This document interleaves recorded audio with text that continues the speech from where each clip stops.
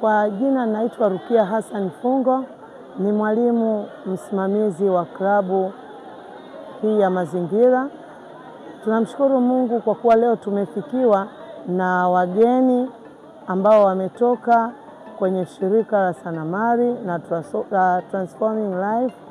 Wao wamekuja kutupa elimu ama kuwapa elimu vijana wetu wa hapa Twangoma Sekondari, wakiwa pamoja na vijana wa shule jirani inayoitwa Malela Sekondari, juu ya masuala yanayohusiana na utunzaji wa mazingira kwa ujumla wake, lakini pia na mazingira na utunzaji wa mazingira ya bahari.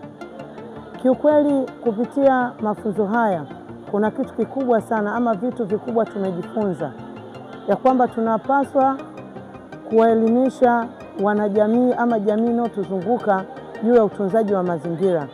Mazingira ni uhai, mazingira ni maisha ya kila siku. Hivyo tunaisisitiza jamii kutunza mazingira ya bahari pia, kwa kuwa bahari ni faida kwa maisha ya binadamu yeyote yule. Kupitia bahari tunapata manufaa mengi. Bahari ni chanzo cha kipato, bahari inatumika kwa namna usafirishaji, bahari inatupatia chakula.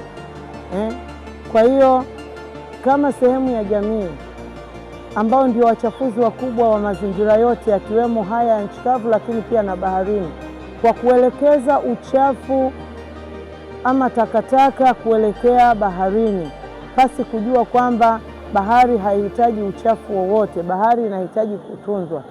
Hivyo basi wananchi wote tunapaswa kuelewa ya kwamba tuitunze bahari ili nayo bahari itutunze na iendelee kutulea. Asante sana.